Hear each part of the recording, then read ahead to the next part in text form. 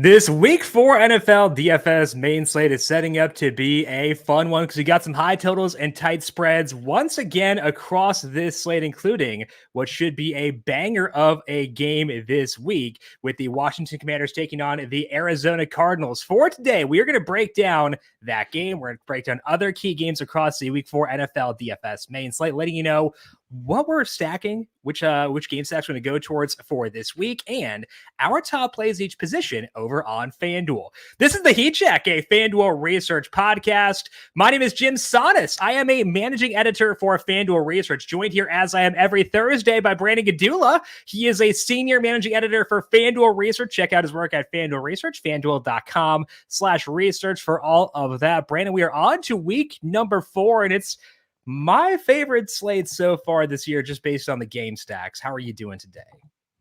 Yeah, we love ourselves a game stack, or, well, I was going to say like 3, but I think for you it's just the 1. You just won't stop talking about this. I keep forgetting we have Bills Ravens, so it's 2. I know. We were talking before the show, and you're like, I just want to stack, Washington, Arizona a lot. And I mean, spoiler alert, like hey, what's the slate overview is like, we got to keep in mind that we've got Josh Allen going up against Lamar Jackson. And, sometimes those games have a lot of hype, but don't live up to expectations necessarily. Yeah. It'd be a hard fought battle, try to play it close to the vest. But I mean, Josh Allen and Lamar looked phenomenal in week 3. So we got to keep that in mind. But yeah, we got game stacks to go through. A lot of dual threat quarterbacks, some fun running backs, wide receivers, pretty nice. And I'll stop before I get to tight end because I want to stay optimistic here. What's tight end? I'm not aware of this position that you were referring to. Oh, it's so deep this year, Jim. Yeah. Everyone's been saying it. I think the tough part this week will be prioritizing and whittling down the list because there are just a lot of people I want to use. And that's a good problem to have.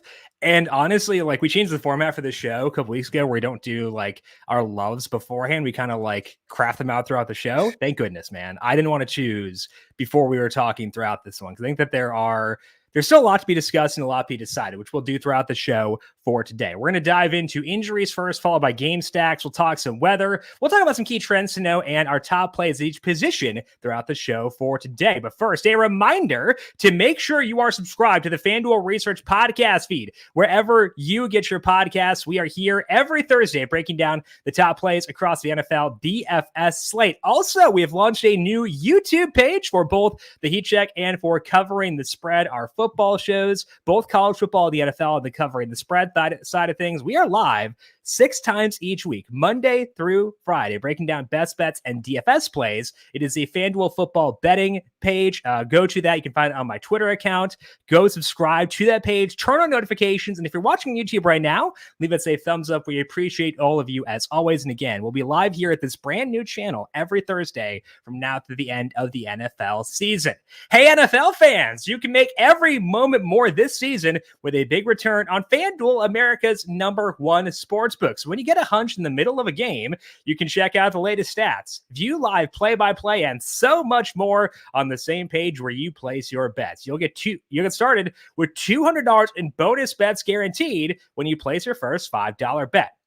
Never waste a hunch on FanDuel, an official sportsbook partner of the NFL. Must be 21 plus and present in select states or 18 plus and present in DC. First online real money wager only. $5 first deposit required. Bonus issued is non-withdrawable bonus bets, which expires 7 days after receipt. Restrictions apply. See terms at sportsbook.fanduel.com. Gambling problem? Call 1-800-GAMBLER. Or visit FanDuel.com/RG. Call 1-888-789-7777 or visit ccpg.org/chat in Connecticut. Visit mdgamblinghelp.org in Maryland. Hope is here. Visit gamblinghelplinema.org or call 800-327-5050 for 24/7 support in Massachusetts or call 1-877-8-HOPE-NY or text HOPE-NY in New York. Let's take a look now at our slate overview for week number 4. And Brandon, to me, it comes down to stacking those fun games. And I am so delighted to say that we're not dealing with too much crazy stuff elsewhere. I want to stack Arizona, Washington. I want to stack Buffalo, Baltimore, every which way. third game in the bookmaker section to be determined. We'll talk about that one later on. But those two games specifically bang, and I want to just kind of build my core around those and then find individual plays elsewhere. What to you stands out across this week 4 main slate? This Bengals Panthers slander stands out to me. Same total as what we get for Baltimore and Buffalo. Spread's a little bit larger, but Andy Dalton revenge game looked just, that offense looked rejuvenated. We've got a lot of value options that we can go to, and I don't want to lose sight of having potential value pieces in a great game, even if it's maybe not our favorite game. Those can be real difference makers. So yeah. I'm here for that, but I kind of have to go back up to the top. And by the top, I really mean like the salary pool with Josh Allen and Lamar Jackson. If you build around those guys, Allen's salary is $9,200. Lamar's is $89. We don't get to name that salary because we don't do the recap show on Mondays, but I just want to point out that Josh Allen scored over 30 FanDuel points in 2 of his 3 games. Barely had to do anything in the game that he didn't do that and had like the dud. Yeah. If he had that Jacksonville game Sunday afternoon, like name that salary for Josh Allen. But then also name higher than 92 for a quarterback. Okay. I don't think so either. But yeah. Now name that salary for what you think Josh Allen should be. Is it close enough to 92 where you can? Yeah. I can't get a lot higher than that for a quarterback. So yeah, I think 92 is appropriate. Yeah. So like we're kind of sitting here saying we have a fairly salaried QB who 92 being fair says a lot. Yeah. So, and again, Lamar, this team is, they got a win, so they're not 0-3. But they're 1-2. He's got just 1 passing touchdown in each game. He's only run for 1 touchdown, but has 122, 45, and 87 yards. So like we kind of dare say, like, haven't seen the best from Lamar yet. He's had kind of a tough slate in a lot of different contexts. Some games that didn't really go the best. So look, it's not like groundbreaking to say, hey man, consider playing these 2 quarterbacks. But if they do go for like 38, then they'll be 10 short of Kyler and Jaden Daniels. Okay.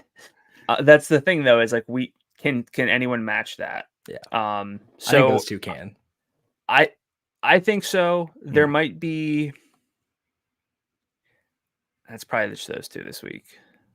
Like Stroud, if he hits his 95th percentile outcome, but you need a lot there.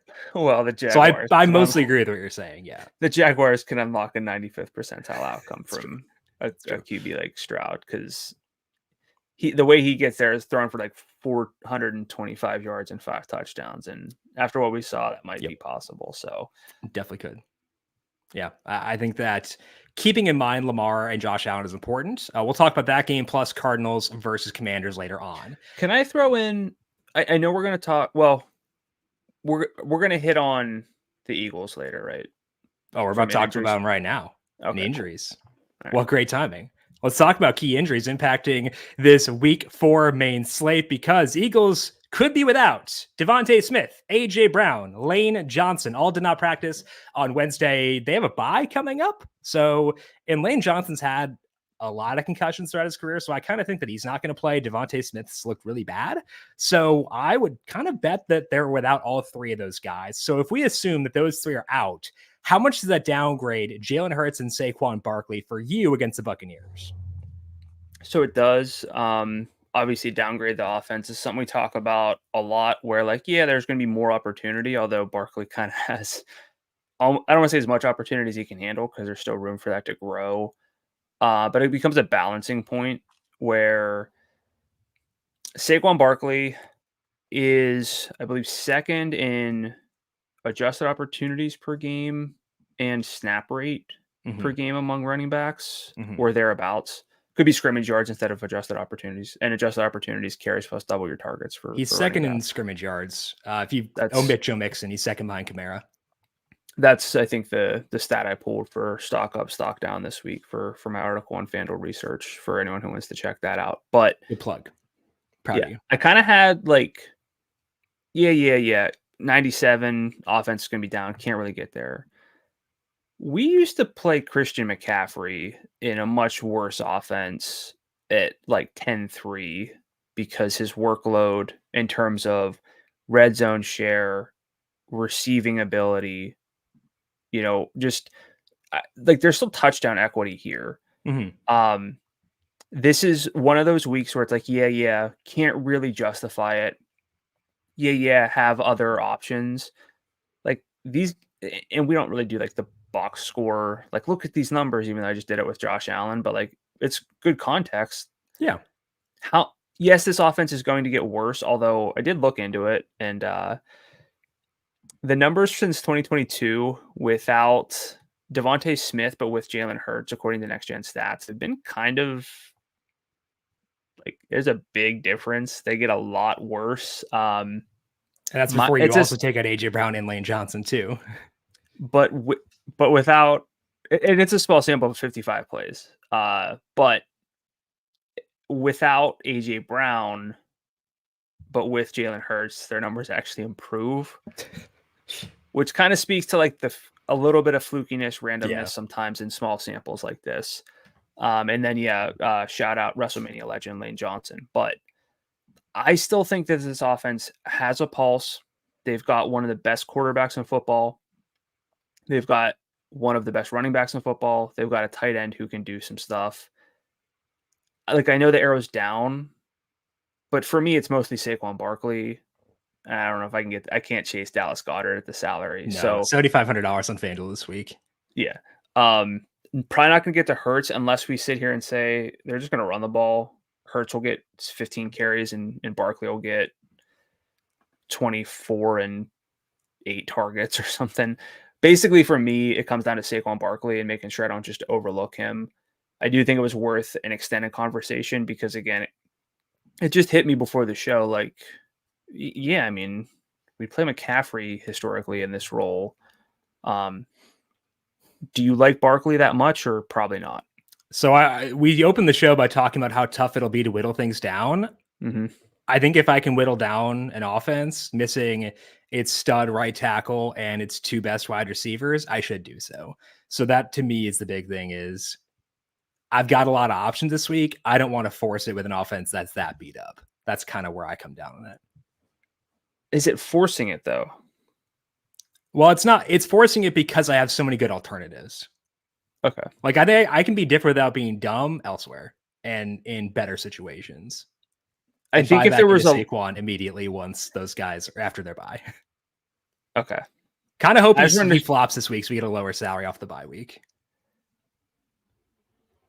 I mean, would you bet Barkley adjusted? I literally bet against them because I bet the Bucs money line. So yes. Would you bet Saquon Barkley's adjusted opportunity number versus the main slate field at running back? I would take the field. Okay. Because I think we've got enough guys. Kyron, Breece Hall, not Jordan Mason. Bijan could get up there. Kamara could get up there. I think there are enough guys. We're talking Saquon without these 2 pass catchers. I think he could see 10 targets. I'm just saying. $900 in salary and him in the field matters too. So I'm okay. I'll look elsewhere. Yes, if it burns, I understand that. Yeah, I understand that. I think he has the potential to burn us, and we might overlook him. But I think he deserves like a little bit of a shout. As a chubby bald guy, solidarity with Lane Johnson and avoid all Eagles at all costs whenever he's not out there. George Kittle, at least it's a surprise to me, practiced Wednesday. Limited session for him off the hamstring injury where he missed last week. Deebo Samuel still sidelined. So Kittle might play. How are you viewing Brandon Ayuk, Juwan Jennings, and potentially Kittle in a lower total game against the Patriots? Although a total that is creeping up, I will say.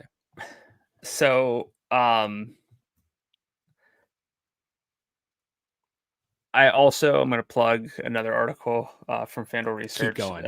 A breakout receiver article that I've been putting together. It looks at basically your underlying opportunity, your projected volume, and your matchup and game environment stuff. So kind of everything you would want to see, like, okay, who might have a better game than what their actual output suggests. And I just, like the salary's higher than I would want for Brandon Ayuk after what he did. You'd kind of want that to come down, but his workload, not that much different than Juwan Jennings whenever he went for 175 and 3 touchdowns. So last week, Jennings had those 12 targets, but Ayuk had 10. Jennings had 7 targets that were at least 10 yards downfield. Ayuk had 6. Jennings had 2 red zone targets, and Ayuk had 1. I'm not saying that, it was just a coin flip of who had the 175-yard game and 3 touchdowns, but the workload's great, and I think with a lot of people liking Ayuk last week, he could easily go overlooked. Yeah. The real question, though, because we're both sort of pro Brandon Ayuk, probably think the salary's a little bit at its peak. That's kind of where I am with him. I think the bigger question here is Juwan Jennings. Yeah, I think that Ayuk is still a fun play this week. It's a tough matchup with Christian Gonzalez, but I don't mind him despite that because, kind of like you alluded to, his workload is still very good last week. He's a tremendous football player. We like this offense overall, and I think this game goes over. It was one of my plugging a piece on FanDuel Research. One of my best bets this week was the over at 39.5. That's a 40.5, but I still have value in the over there despite that. And the salary gap is only 600 now. We also know that Ayuk would still be viable if Kittle plays because we've seen him do well while playing alongside Kittle without Debo before. So I think between the two, I prefer Ayuk this week, but like both are very much in play.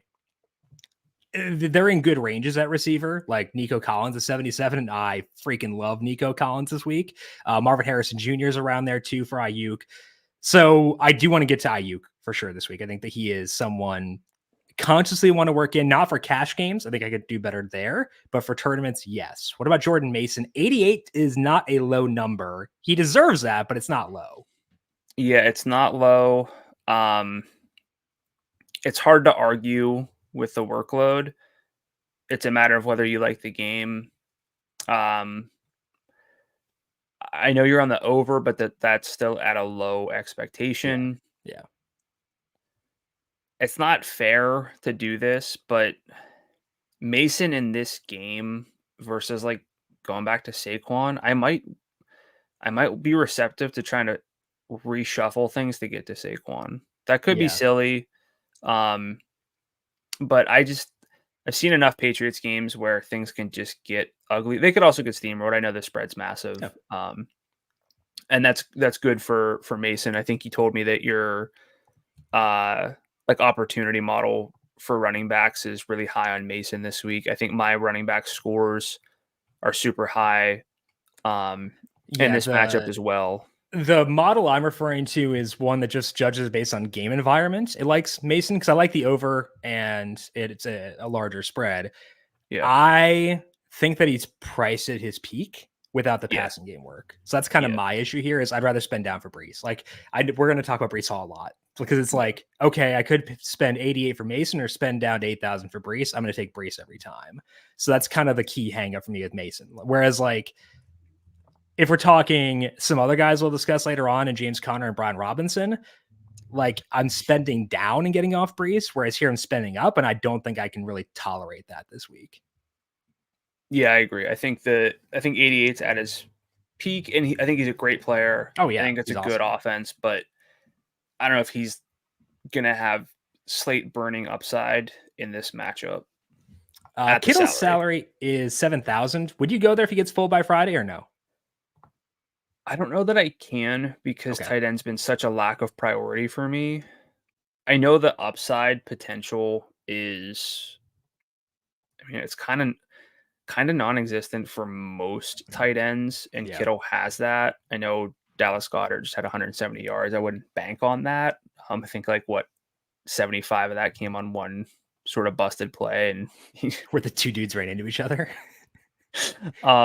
Which is and I'm a big Dallas Goedert fan. That's not like It's just that yardage upside doesn't really exist. Nobody's really torching us. Travis Kelce's not really Travis Kelce. We're talking Lamar. Even if we're talking Jaden Daniels and Kyler, it's kind of hard to get $7,000 to allocate to tight ends. So I'll probably be low on that front by default. I could see myself with like a single share of like a FOMO situation, but that's kind of where I am with him. I'll have some FOMO too, because I think that, the reason you have FOMO lineups is because this person can burn you for not using them, and Kittle has that upside. So I agree with you. The FOMO lineups are warranted here with Kittle at 7,000 because tight end is so bad. Yeah. Justin Herbert got a limited practice with his ankle sprain and said he expects to play this week. But if he does so, he'll be doing that without starting tackles Joe Alt and Rashawn Slater, go Cats, who are both likely to sit out this week. Any chargers for you against the Chiefs if we assume that Herbert does in fact play?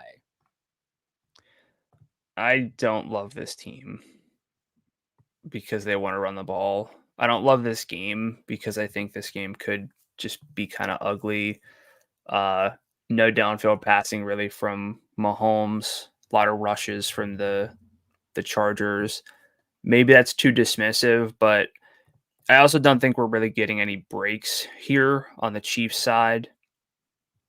So I don't know. Maybe it's too dismissive, but I'm not clamoring to stack this one up. I don't mind the Chiefs side. Hard time with the Chargers. The only guy you really can like there is J.K. Dobbins, but his salary's moved up. Still not getting a lot of passing game work. So I'm define you don't mind the Chiefs because I know you don't. I like Carson Steele at $5,800. And I think that Rashee Rice at even 85 is probably still justifiable. Like his work. Yeah. So but a priority? No, I don't think there's any priorities in this game. Okay. Right. But like I can be okay with a lot of them. Yeah. Jordan Love trending to return this week after he got a limited practice on Wednesday. How does his return alter your view of the Packers offense in a pretty tough matchup here with the Vikings? Should be some passing volume. They had a pass rate over expectation of minus 0.4% in week 1 with Jordan Love. League average right now is minus 3.4. So even though it's below 0, it's above the league average. It was minus 21.5% with Malik Willis the last 2 weeks. So again, passing volume should be up. Like looking into the routes, it's really Romeo Doubs who's been the most consistent receiver in terms of routes. His salary's only $5,100. I actually want to double check that because that seems that's true. I saw it too. Okay, I know you're not a big Doubs guy, so he's grown on me. But it's basically been like Doubs and then a little tier down to Jaden Reed. Doubs is at 83% of the routes this year. Jaden Reed, whose salary is $6,300, he's at 66% of the routes. And Christian Watson's salary is 56. His routes have been down. Can I posit a theory there? Is it 11 personnel? No, it's that they were prioritizing receivers who can run block better, which is why Dontavian Wicks is out there a bit more because they were run blocking a lot with Malik Willis. So I think they might have been getting Christian Watson does a lot of things well. I don't think he's the most willing blocker. And I think that's why Doubs is out there a lot. He was out there a lot in week 1 as well. Like he's that guy who's going to run the Gabe Davis routes to clear stuff out, which is fine. It has its role and he's good at it. But I think that we'll see the Watson routes creep back up this week. I still think he won't exceed 70%, but I do think that I've seen enough out of Jaden Reed to be on him at 63 this week. Yeah, I looked into their 11 personnel numbers. They didn't change at all. So basically, it's just been a bad time for all of them with Willis under center. I think we both are big on Jaden Reed overall. I'd like to get there. Do you think Doubs can do enough at 51 whenever there's not a ton of like glaringly obvious value? Enough, yeah. Okay. We always talk about being cautious of, I like this guy because his salary is low, and it's a little bit of that with Doubs. But he is a guy who gets downfield targets. They seem to trust him a bit in the red zone, not as much as they trust like Christian Watson's red zone role is absurd for the most part. But I mean, he got 2 red zone targets week 1, 4 downfield, 7 total. And again, his role didn't. I mean, his pass volume obviously declined, but he was on the field. That makes me feel pretty good. Yeah. Do we think they can do stuff against this defense? Because his defense is looking pretty good, though. Yeah, I think they can do enough. Relative to salary, because like Josh Jacobs' salary is pretty low at 71. Jaden Reed's salary is pretty low. Like if they were higher and there were no love, like no shot. I'm hard passing there, but I think they can do something at those salaries. All right, I think we're fine with these guys, but not much more beyond that. On the other side, Jordan Addison shaping up for a return as well. Limited in practice Wednesday with an ankle issue that held him out the past 2 games. Any interest in buying into Addison right away against the Packers? Yeah, just a $5,800 salary for him. Had a 26.7% target per route rate in week 1. Receiver average is around 20%. Sort of elite is like 30+%. He wasn't that far beyond that. So I know the targets looked low. 3 of the 4 targets were downfield, at least 10 yards, which is nice. I should probably prefer Addison to the Packers receivers, other than Jaden Reed. I'd rather, if I could, play Jaden Reed, but because he's just a big time playmaker. But Addison, don't just look at the 4 targets and the yardage and say like, the role on a per route basis, the air yards on those targets were pretty good. Yeah. I do worry a bit about re-injury given he's already hurt it again once. So I require a full practice by Friday for him. But I'm receptive to it because like, I think I want like some mini stacks of this game being Josh Jacobs with a Jordan Addison bring back, or maybe Justin Jefferson if I can get there. Don't know if I can. And then a Aaron Jones with a Jaden Reed bring back. I think both those as mini stacks are pretty attractive. Aaron Jones revenge game this week. I think that I guarantee you if he scores, he's doing a Lambeau leap. Aaron Jones. Like it's a 153% chance he does it. Are you worried at all for Jacobs about Emmanuel Wilson kind of expanding his role? I think that it was kind of as expected because they like Wilson a lot and they've always said they want to use 2 backs. So like Wilson in week 1 was coming off of an injury and that's why his snap rate was lower. And the week after that, they just kind of rode Jacobs pretty hard. Yeah. I think that we're going to see him like kind of play the Aaron Jones role from past years. And if it were Aaron Jones at 71 in a game like this, I'd be pretty receptive to it. Like not a priority, but receptive to him. Yeah, it's more receptive. You've kind of mentioned him. Seems like you're higher on him. Yeah. But yeah, his first half snap rates have been declining. It was 76% in week 1 down to 58% in week 3. So I know the workload has been great in certain games, but also hasn't scored yet. So there's that. That's bound to happen. So yeah, I think mini stacks here are okay, but I can't get to either quarterback. Alvin Kamara missed practice Wednesday with a hip pointer injury in addition to his rib injury. He was kind of in and out in week 3. They also are probably going to be down a couple offensive linemen. Jamal Williams will be next man up. How would you view him if Kamara could not go? I would struggle with this. With Williams, I don't know. Would it be Taysom Hill? He's back, it sounds like. So yeah, I think that we'd see Taysom Hill to take away some goal line work. Like his salary is $5,000. So like I probably should be higher on Williams. But like I think there are enough. I can talk myself out of it pretty easily. Yeah. It's never great. So this is like the kind of situation where we're guessing at what the usage might be as opposed to having seen it. If memory serves, his role wasn't great without Kamara in the past. Nope, I don't believe so. So yeah, I'll try to look that up ahead of the salary scroll so we can touch base on it again. But yeah, I'm hoping Kamara plays, so I don't have to worry about it. Sure, that'd be ideal for me. But if no Kamara, would you bump up Taysom Hill a lot? I don't know, man. I've tried it twice. It hasn't really gone super well so far. His salary is $5,000. Tight end stinks. Practice. He was full on Wednesday. Yeah. All right. Yeah, I would use Taysom. 100%. Not 100% usage, but I would absolutely use him. Mm-hmm. I'm back in, baby. Trey McBride is in concussion protocol and didn't practice Wednesday. Other side of that game, Austin Eckler already been ruled out due to concussion. We'll talk about that game in the bookmakers section. Joe Mixon missed practice Wednesday, meaning he may miss another game in week 4. Dameon Pierce back at practice, meaning he may play after missing the past few games. Brandon, can I avoid Cam Akers because of this? Because I'd love to.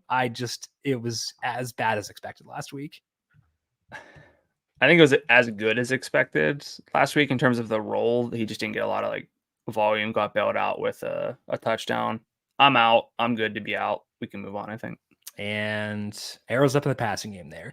Keenan Allen limited in practice Wednesday. Sounds like he'll be back this week off his heel injury. The Bears facing a pretty leaky Rams defense this week, but also leaky is the Bears offensive line. How much would an Allen return alter your view of DJ Moore, Rome Odunze, and Cole Kmet, who is not a bad salary tight end and had a much better role last week? Yeah, it's kind of tough because Keenan was the guy in week 1. In terms of overall target share, 38% target share, 46% air yard share for him. I could hear the case hey, it was Rome Odunze's first game. He wasn't really ready. He was out there running a lot of routes. He ran more routes than Keenan Allen in that game. I think it would probably ding Odunze a bit, who might get relegated to a couple, still get downfield work, but overall volume might come down. I think the sort of constant here would be DJ Moore. I don't know if Keenan Allen, already injured, coming into this game still not 100%, is going to lead the team in targets. Again, I would assume that's going to be if I could, see a market for this, I think DJ Moore would be the favorite to lead in targets. His salary is only $6,500. I would be best with Moore. I do think it would do enough to ding me with Cole Kmet, where it would probably cap the upside a bit. Probably a lot of the routes that he got without Allen would go back to Allen here. So I wouldn't be totally against Cole Kmet at 53, but I think it's mostly DJ Moore for me. Let's say Keenan plays and Kamara does not. Are you going Taysom or Kmet? I'd go Taysom there. Same. Evan Ingram missed practice Wednesday with his hamstring injury. Gabe Davis was limited despite a shoulder injury for the Jags. Are you chasing any of the Jags against the Texans with Ingram likely still out? I mean, there's got to be a bring back, right? We're going to love Nico. Yeah. Probably strongly like Tank Dell. Strongly like CJ Stroud. Got to be able to bring it back somehow. There were discussions of getting Christian Kirk more involved last week. Yeah. And that did happen. That's promising. We've been on the Christian Kirk roller coaster for years now. We're talking about how there's an absence of value across the slate, at least to me. Maybe I'm overstating that, but there aren't a lot of $5,000 plays excluding tight end that I'm just excited about. I don't know. We kind of have to get there, right? I think so. I think he's the most obvious bring back here for this team because the Texans' weakness defensively is their linebackers, and with no Ingram, the guy who's going to benefit most from that is Christian Kirk, who operates most over the middle of the field. I think it does benefit Travis Etienne as well, but I don't know, man. It's just kind of weird at 72. It's he's still playing snaps. He is, and he's getting a good red zone role. Yeah. His red zone role is good. I just don't know the sustainability of it. Is this team any good? Yeah. I know. Many are asking if this team is good. I told you yesterday I cashed out my Jags AFC South future. It was a minus EV cash out, but I felt so good after I did it. Sometimes I don't need to be plus EV. Sometimes it just feels good. So I think Kirk is the bring back. I don't mind Brian Thomas getting to play indoors. I would have a non-zero number of Thomas lineups, but I think there is enough life here, and the salaries are low enough here to justify bringbacks within Stroud, Nico, or Tank lineups. in the sake of talking tight end, I will mention that Brenton Strange has had a pretty good role without Evan Ingram. Yeah. 3.5 downfield targets per game in 2 games without Ingram. 57% route rate. There's some yardage. It wasn't there last week, but he didn't. I think he had a terrible catch rate over expectation. Yeah. I'm just saying. I'm not gonna write that off either. So I think it's a good shout to at least mention his name exists. The Browns did not have David Njoku or Jerome Ford at practice Wednesday. Also placed guard Wyatt Teller on injured reserve. Saw the line flip where the Browns were favored. Raiders now, I think, minus 120 on the money line at FanDuel Sportsbook. Any interest in any Browns as they face the Raiders this week? I mean, Amari Cooper's role is really good. He's got a lot of drops. He's got a lot of targets, though. It paid off last week because he actually caught some end zone targets, but his role is better than his role in a vacuum. If you just look like market shares and air yards per game, it's better than $6,400 implies. It's a revenge game as well. But I do think that this is despite being a volume based play, there's a lot of boom bust potential. Yeah. So I don't know if I'd quite get there with Amari this week, mostly because I don't anticipate playing a lot of Raiders, right, to bring it back with. I don't anticipate playing any other than Brock Bowers. I like Brock Bowers a lot at 65. I could see an Amari Brock Bowers mini stack without an issue, but it would just be Cooper for me and nobody else. I really want to cross off this entire team because of the quarterback, but it's Amari kind of forces his way into the discussion, which stinks. Bucky Irving limited in practice Wednesday with a hamstring injury. That was a surprise. Didn't notice that on Sunday. Not sure if that occurred during practice. I think we should at least discuss hypotheticals in case it did occur during practice. If Bucky Irving cannot go, how would you view Rachaad White against the Eagles, just hypothetically here? I was in on Rachaad last year. Oh, his salary's 62. I gasped a little bit when I saw that. I mean, we got the talks about Bucky Irving earning more snaps. He's looked really good over the full season. Rachaad White's got a 26% rushing success rate according to Next Gen Stats. Irving's at 44% in the same offense. He'd be fine. Rachaad White or Chuba Hubbard, though. Chuba's 65 in a game that we like, or I like. Probably Chuba, but I could also go both potentially. And you think you're that high on Rachaad? Because if we can sit here and say if there's no Bucky, I would be high on Rachaad White because he just gets passing game work, and I think the Bucs can move the football here. If we can sit here and say by the end of the injury section we have a running back we feel really good with at 62, it changes a lot of the conversations moving forward. It is dependent on the situation for Irving. So keep tabs on him, and if he can't go, I will have Rachaad White in my player pool for sure. 83% first half snap rate, even last week after he's not played well. His team does play him a lot, so. Yep. Keeping tabs there for sure. Let's shift now to our bookmaker section and begin with the highlight game of this week. That is the highest total on the slate. It is the Washington Commanders taking on the Arizona Cardinals. Fun quarterbacks, wretched defenses. What more could you possibly want? Total there 50.5. Cardinals right now favored by 3.5 at FanDuel Sportsbook. I adore this game. What about you? The Gary Oldman game. Oh, all the dudes. Shout out Al Zeidenfeld. Yeah. Yeah, Al Smithel. I think you've been talking about this game for. I chatted to you on Monday about it. Yeah, I thought maybe it was even Friday of last week, but first thing Monday, Jim's talking to me about this game. The only question really is who. Maybe the better question is who's off the table out of the realistic player pool. Because I don't want to use the non-McLaurin receivers on the Commanders. Right.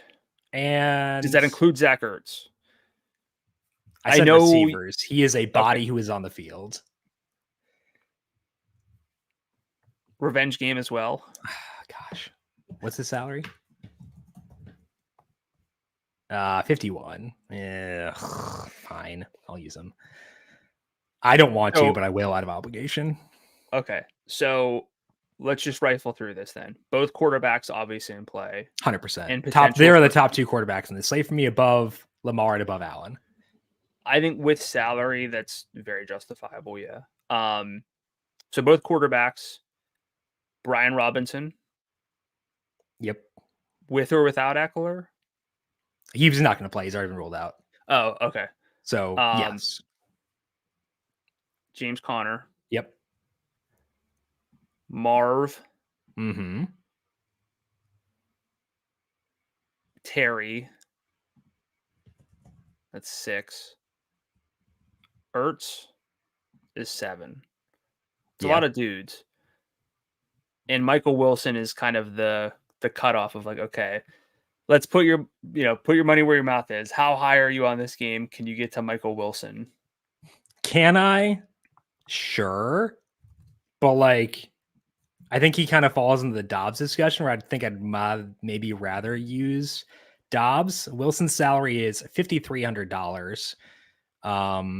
So like, what's Dortch? Dortch's salary is $5,000. So would it be egregious to do Dortch over Wilson? I know that Wilson had a lot of work last week, but Dortch is kind of the guy who has a more overlapping role with McBride because he's the slot guy. Yeah. So I might go Dortch above Wilson potentially. I could see that. So we're talking 7 for Shores, potentially 8. If we call it 8 because we're like half in on Wilson and Dortch, or 75 and 25 there, that's a lot of names. Yeah. And just to sort of spill some of the behind the scenes stuff, you joke that if you're building 10 lineups, it'd just be 10 iterations of this. Is that accurate as of now, you think? As of now, if you give me only 10 lineups, because if I have 10, I kind of want to be pretty concentrated. Yes. Yeah. So like 5 Kyler, 5 Jaden. I might go 6 Kyler, 4 Jaden, just because I expect Kyler to be a bit lower rostered. I don't know. I think actually with the $500 salary difference, I would go 5 and 5. Okay. So look, I don't think we need to dig into. I mean, we can, of course, but like Marv's role is amazing.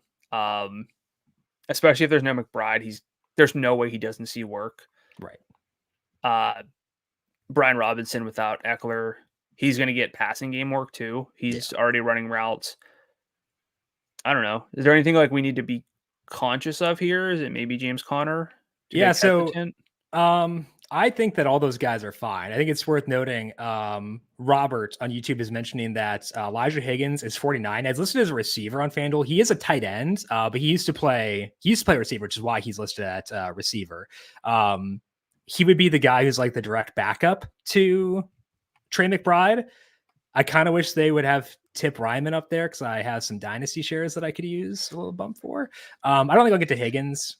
He'll probably run a decent number of routes, but I kind of need him to prove he can earn targets over guys like Marv and Dortch, who have proven in the past they can earn targets while on the field. So probably not going to get there on Higgins personally.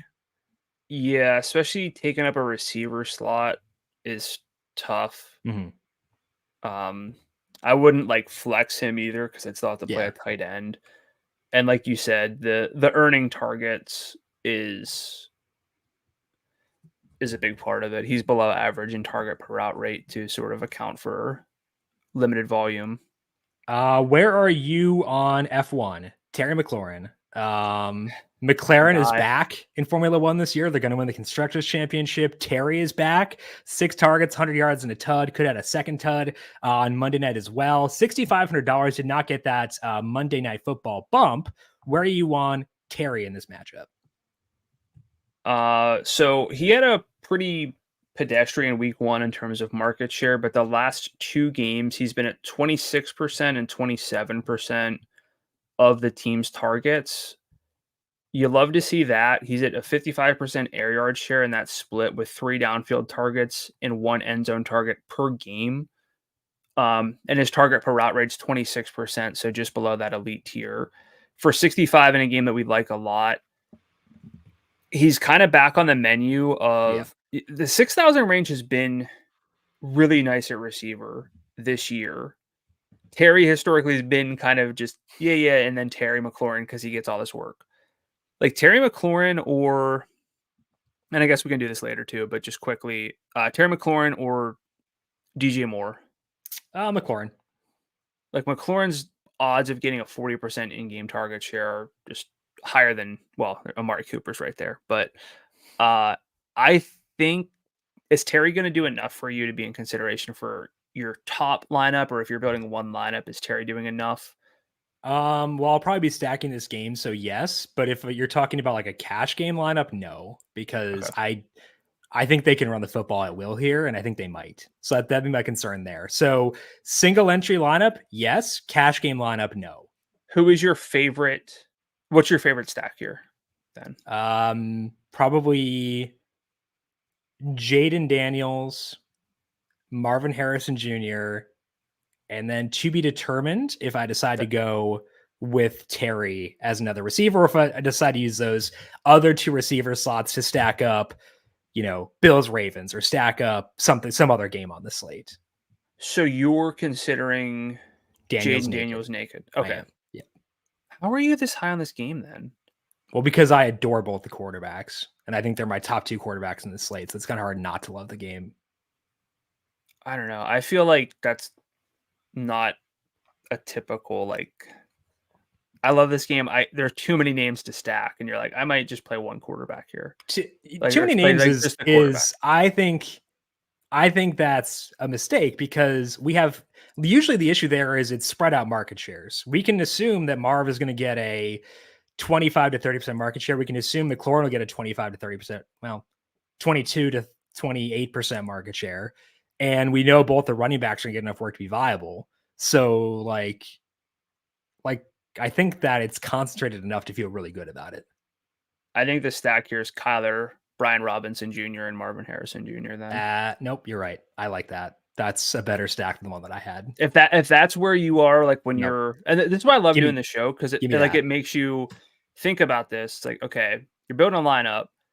Yeah, we like Terry. He's probably going to get, I know his target shares have been up 26, 27% the past 2 weeks. Let's call it 25 to 30%. Is that still enough in this game? It should be, but there's something in the back of your mind saying, I don't know. Brian Robinson, though, could have a top 5 running back workload across the whole weekend. Yeah, you're right. So for me, that's the way that I would go. I'm on board. You talked me into it very easily. I did not require a lot of persuasion there. I'm on board. Yep. Let's talk about the second game in the bookmaker section. This one I might need you to talk me into as well. That is the Bengals at the Panthers, where the total is 46.5 and the Bengals favored by 4.5. It's an Andy Dalton revenge game. Mm-hmm. Total was 48.5 and has come down 2 points. Mercifully, I think that's good. Both defenses stink. Both offenses put up big numbers in week 3. I just have a bit of uneasiness in this game despite that. How are you feeling about this game for stacking? This one is kind of fun and messy, and I think the chances of getting stuff wrong, though, is relatively high, but might actually be on the Bengals side here. Oh, okay. Jamar Chase has not had great market shares on a game-to-game basis. T. Higgins is back now. Andre Yosevich did not go away.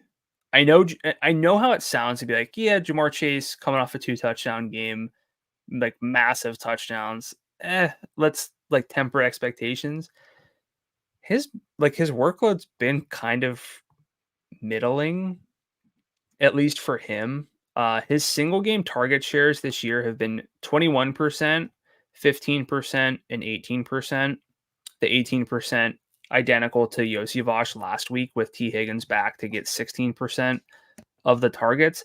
That's not really what you're looking for from a receiver whose salary is $9,200. Can he torch us on 7 targets? Of course, he just did that. Yeah. Do I want to pay at the peak for someone whose market shares I have some concerns about? Not really, even in a game that I like a lot. So Chase is kind of salaried out for me. in terms of like, yes, FOMO, sure, I get it. Priority play, he's not. Mm-hmm. T. Higgins, the salary's reasonable, 72. That's kind of T. Higgins is probably in that conversation for the dude who's like, he's got a T. Higgins salary of like 72. He's kind of always in that range. Kind of liked what I saw.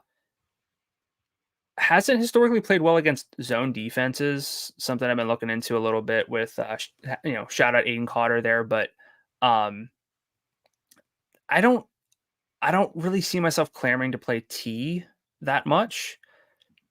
I think Yosivash is fun though, still at 55. He's not going away. His market shares are good.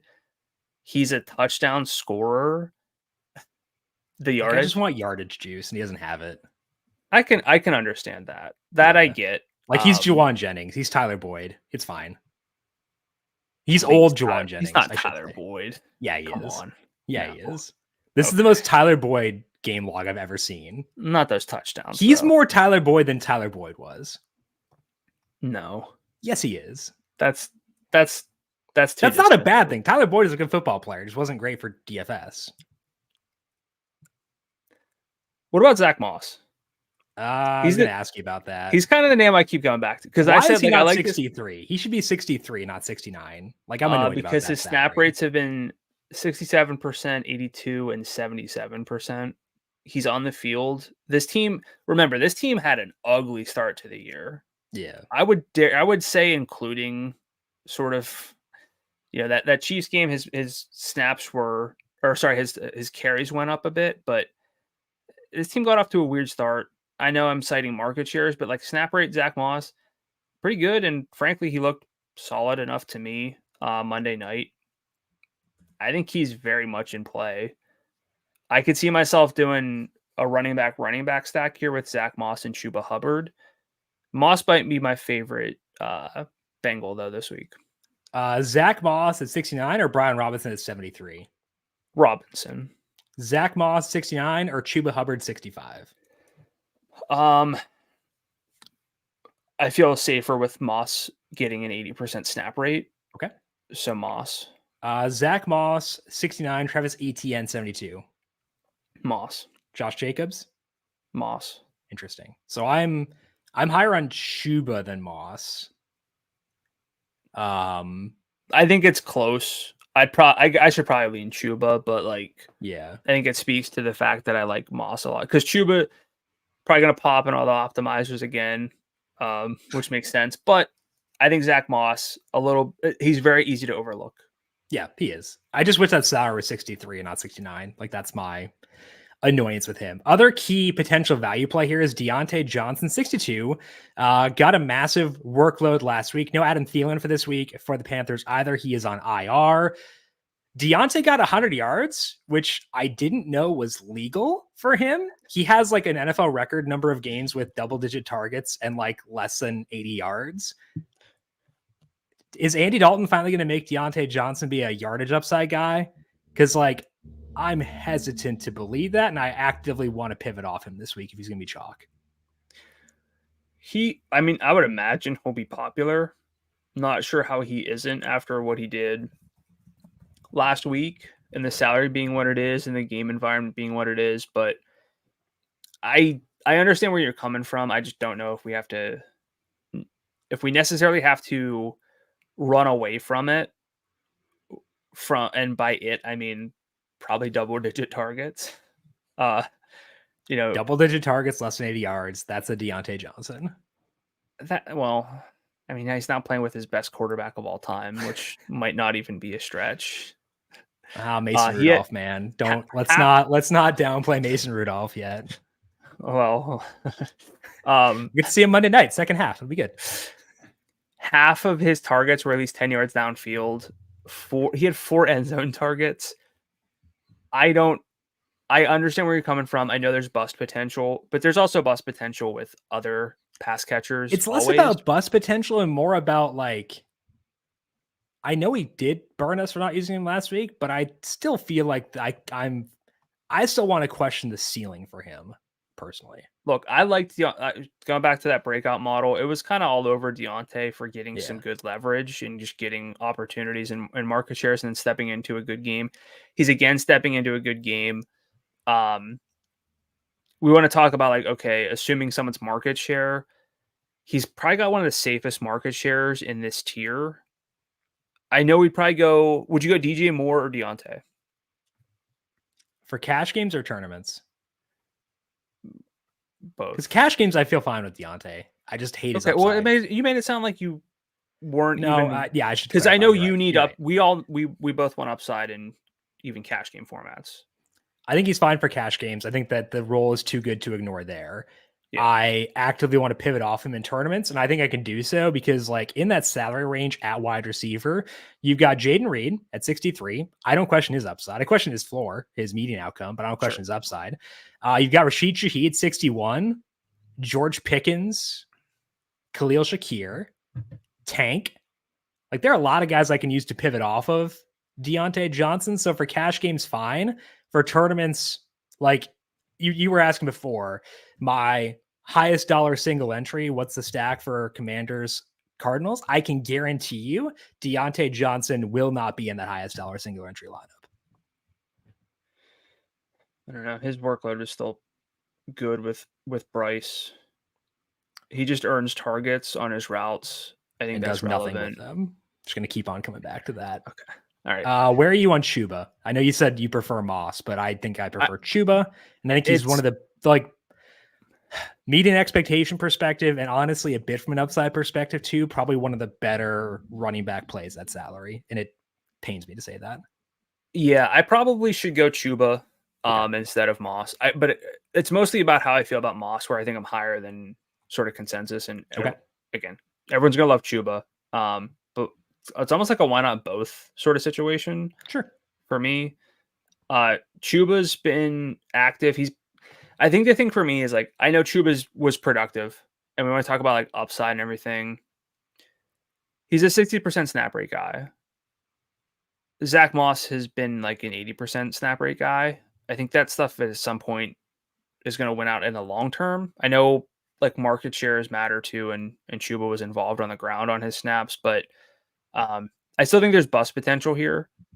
So I don't want to kind of go all out on Chuba, but he is in the conversation for me for being someone that I actually go to in my main lineup, which frankly says a lot because historically I wouldn't have gotten there. Yeah, same.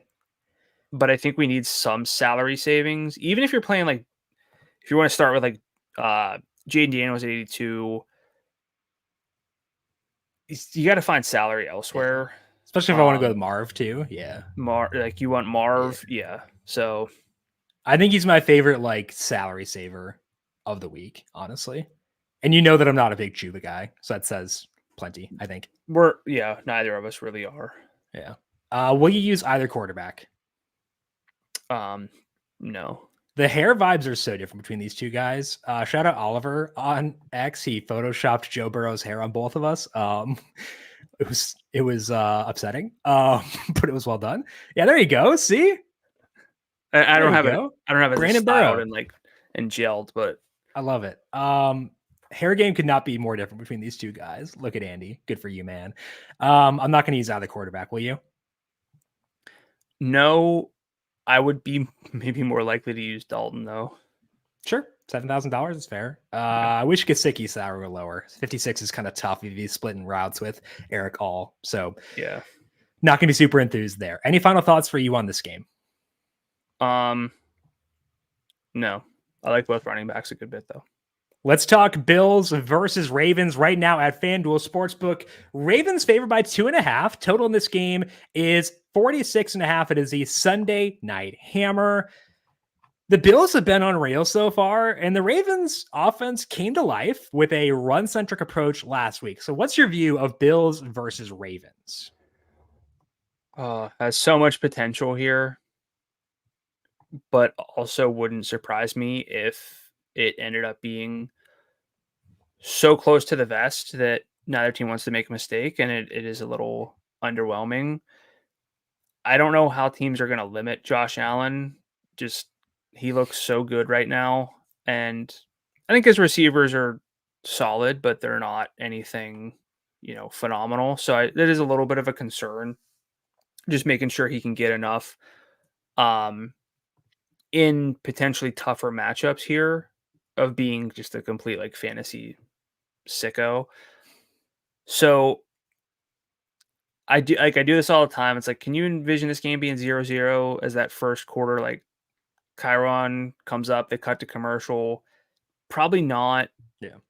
I think I could better envision that with Bengals Panthers than I can with this one. Yeah.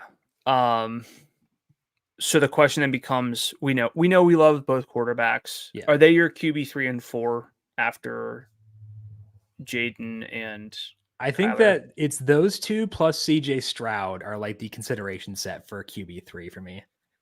Yeah, Stroud at 78 is kind of interesting, but yeah. Do you see yourself playing any other quarterbacks than those 5? Is probably the better question. All right. I think those might be my 5. Let's go to quarterback tab here. No. Nope. Just those 5 for me. And I probably will. I hate using 5 quarterbacks. It's too much for me, but like, I probably will use all 5 realistically this week.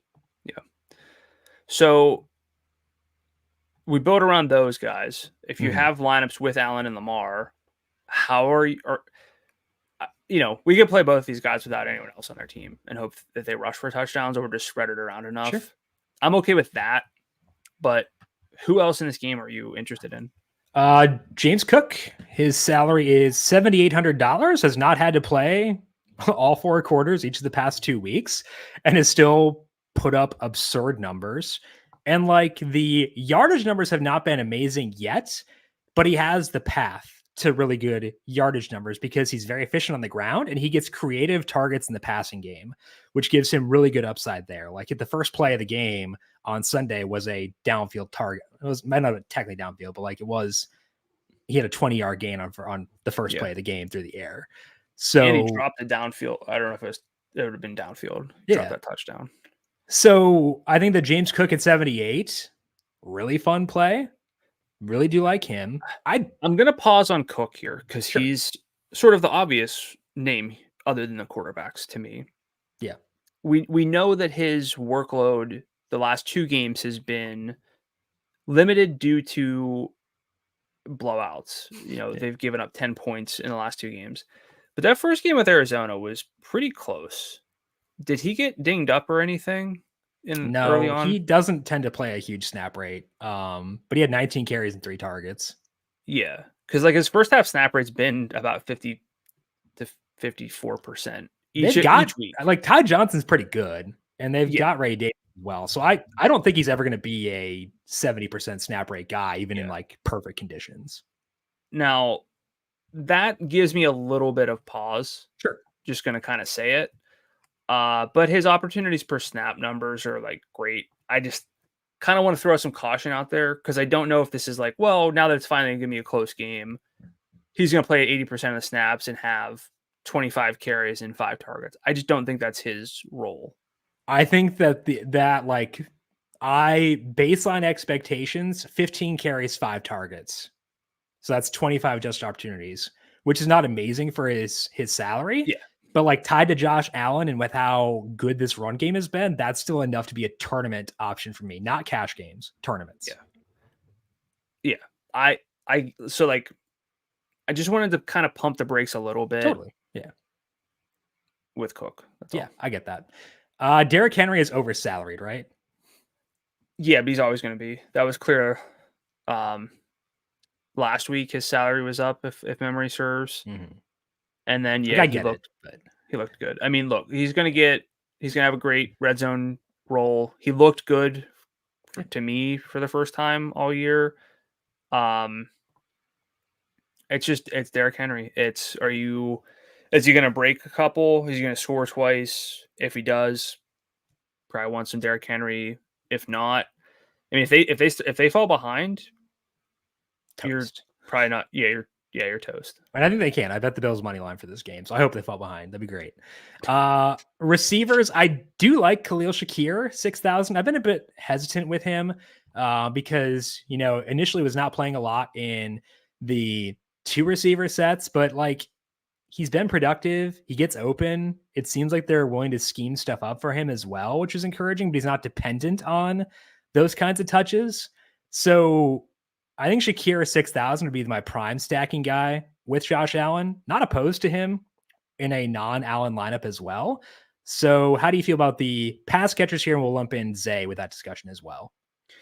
Yeah, Shakir would be the route I would want to go. I guess I should probably take a long look, though, at Dalton Kincaid instead, because he would satisfy tight end. His role's not fantastic. Yeah. Kind of got bailed out with the touchdown. 46% route rate, I know, but like even his first half snap rate, just not great. Last week, I was playing against him in a season-long contest, so I was tracking where he was a lot, and kind of off the field more than I realized for Dalton Kincaid. So I'd probably go Shakir there 7 times out of 10. Maybe I might go 8. 8 might make more sense, yeah, with Allen. Yeah. And then Zay, he's Zay. Like he's a volume-based play who's got a little bit of upside, but also do I think he's really going to be the one to torch me ever for not using him? Probably not, even with double-digit targets in 2 out of 3 games. So like it's fine, but he's kind of game stacks only for me. So do you like the pass catchers more in this game or Cardinals Commanders? Considering Cardinals Commanders. Yeah, I agree too. Especially if we throw in Ertz, because we should probably talk to tight ends here for Baltimore. Mark Andrews' salary $6,000. Isaiah Likely $5,500. Likely ran, I think, 9 routes on 15 dropbacks last week, and Andrews ran 17 if you count some scrambles.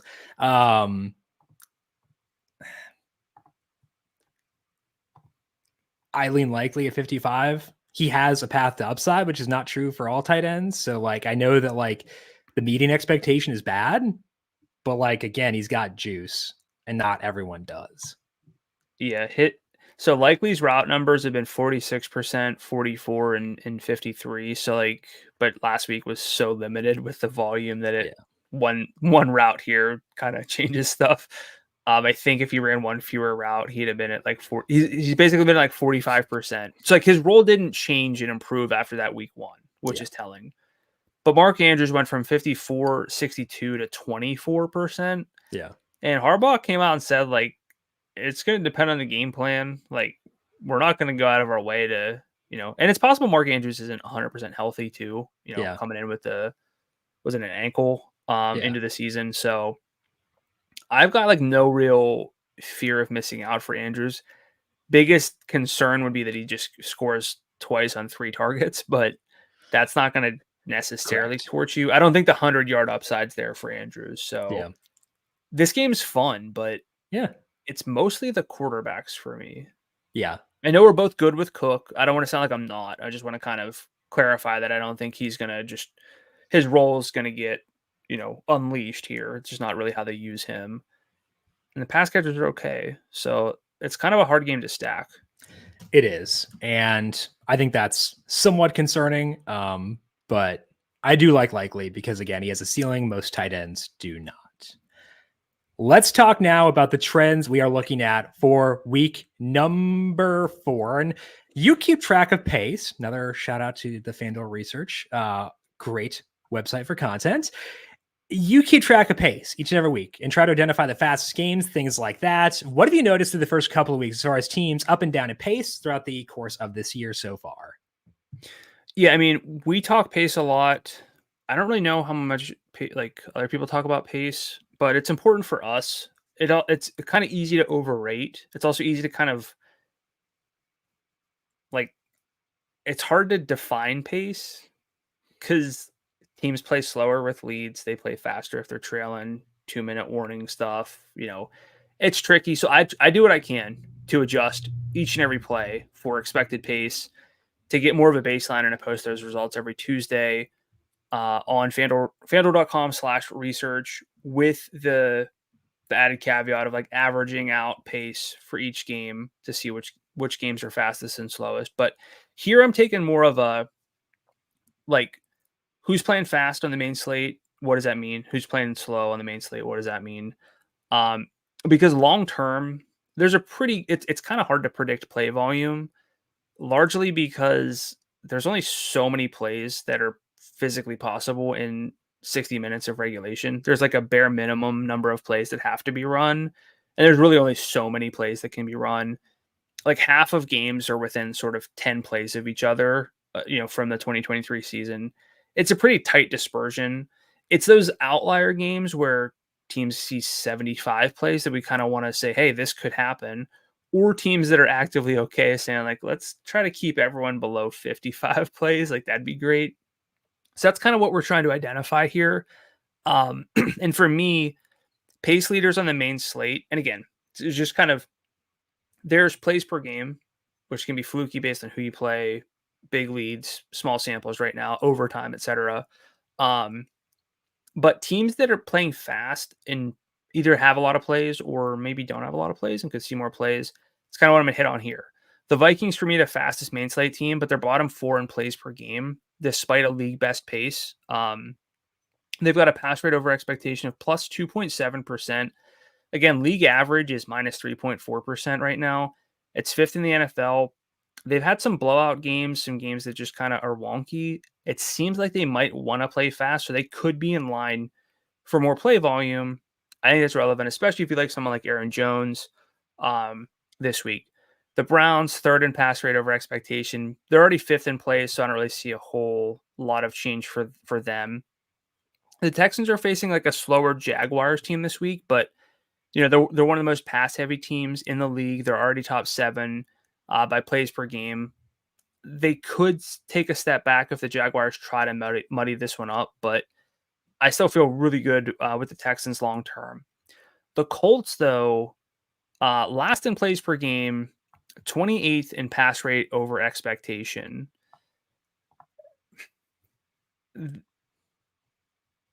It's hard to run a lot of plays when you're going 3 and out.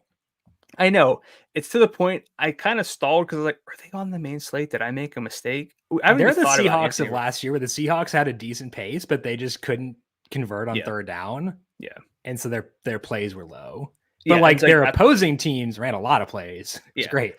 And it's like that's kind of the flip side of this is, you can be fast and you can not run a lot of plays if you're, it sort of depends on how things go, which is why plays per game right now really volatile, and I'd rather look at underlying pace.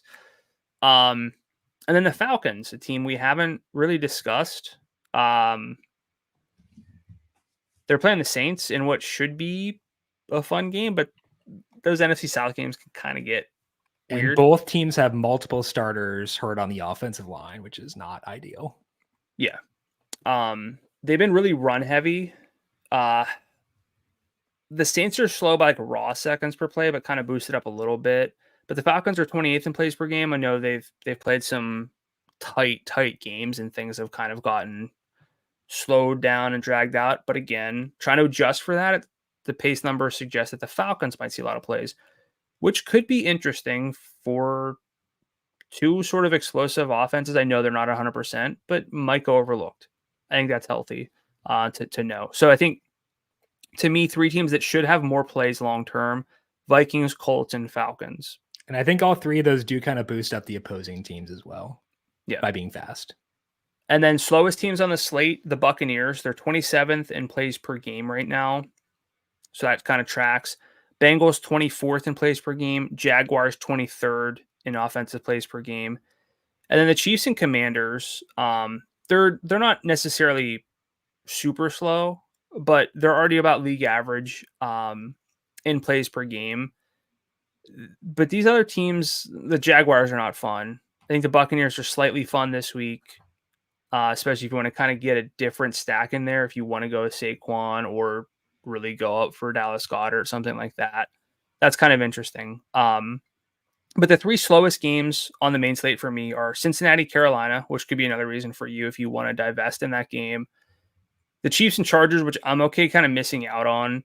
But then Eagles, Bucks, which, again, could be a sort of a way to go to be different, but you know, I would like to sort of avoid those games a little bit more. So the main slate games that are slower and maybe I'm already not super in on, this might be enough for me to kind of move away from it. But I know you use pace a lot to power your models. Kind of what are your overall thoughts on pace? What does any of this mean to you through 3 weeks? Yeah, I think it's important to implement it. Like, you know, don't put all your eggs in one basket. Like, don't look at just that. Like, defenses matter, offenses matter, wind, I think, matters a lot. So it's important to kind of factor in everything. But what I do like is when there's a game that has good pace and is going to be maybe not as attractive to the public, and we could potentially get some game stacks there. And I'm not really sure where the public will wind up on Texans Jags this week. Like, I don't know, like the total's not as high as you see from other ones. Ranks third, I believe, in pace for this week, at least based on what I've got over here. So, and we know how we'd want to stack that. Like, if you ask me for a stack in Commanders Cardinals, the stack here is Stroud, Nico, Kirk. Easy peasy, log out. So I think that kind of what I'd like to do is stack faster games that are not going to be as popular to the public. And that to me is kind of the one that catches my attention for this week is Texans Jags. Pittsburgh Indy. George Pickens. Najee, if there's no Jalen Warren. Cringe. I've thought about it. What's his salary? I don't even know. I haven't looked. I've never 66. looked at Najee Harris's salary. Oh, yeah. 66. Yeah. That's a bit much. Yeah. And do you think it should boost me on Pickens? I know you talked me out of him this week, which is good. You're keeping me grounded on him, which is smart. But I still have interest. Well, I have interest too. I didn't talk you out of him. I talked you a little bit down on him. Correct. I will. I know you probably don't want to mess with the Steelers. Anthony Richards is not playing well. Speaks volumes though that his salary is 75.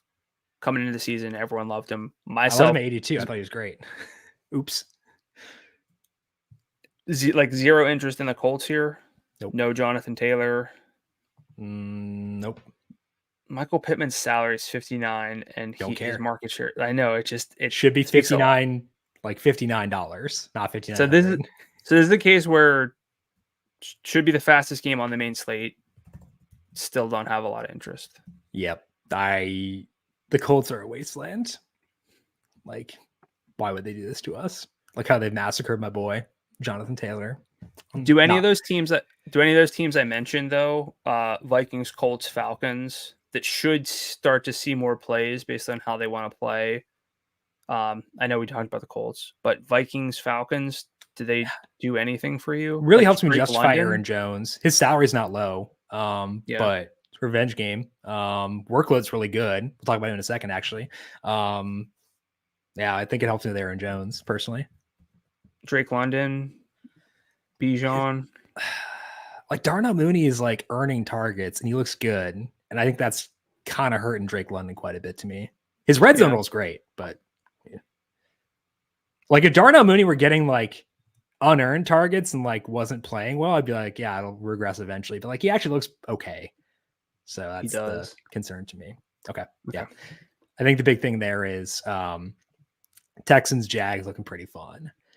Other trend we want to focus on for this week is talking about running back red zone usage. I did a trend last year about which stats stabilized pretty quickly at running back. And the big one was snap rate. The second one is red zone work. And that's the percentage of a team's carries or targets inside the red zone relative to the entire team. So not just running backs compared to receivers, running or quarterback rushes and stuff like that too.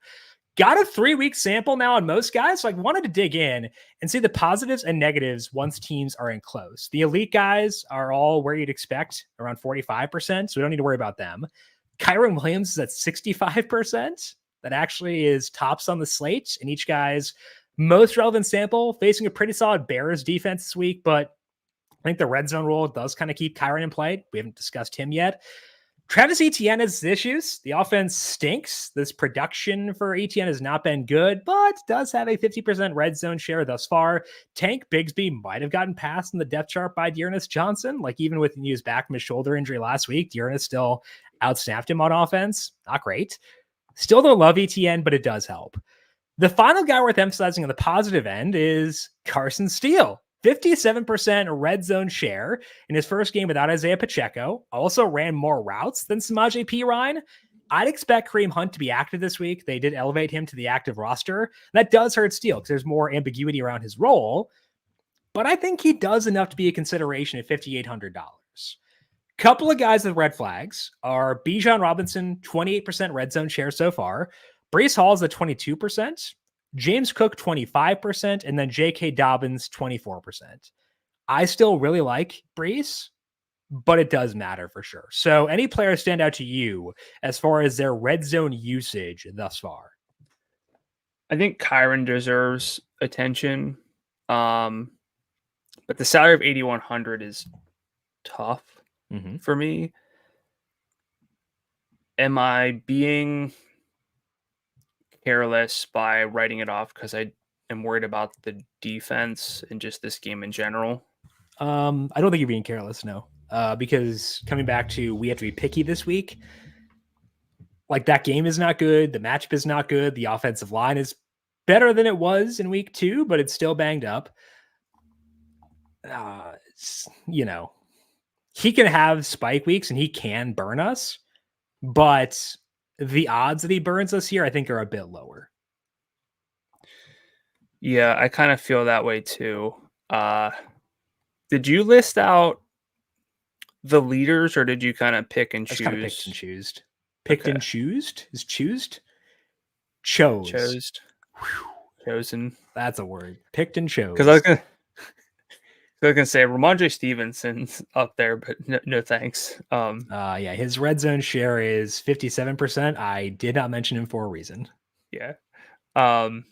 ETN probably deserves a little more of a look than I've been giving him, especially if I want to bring things back. I keep going to Chris Godwin was, I know this doesn't sound like it's going to make any sense as you pull up Travis Etienne. Chris Godwin's salary in week 1 was $5,600. And now Christian Kirk's is that. And it's not the same, but yeah, I probably need to get really high on Christian Kirk because I need to save something. But otherwise, ETN, I can pretty comfortably justify in game stacks, because if I'm expecting that game to be worth it, the Jags got to do something. Yeah. And ETN's role is still good, even though I know he fumbled week 1, but there's no clear. But then Tank Bigsby fumbled literally the first play the next week and hurt his shoulder on that play. He's still the guy for now. So I think he's relevant here. Yeah.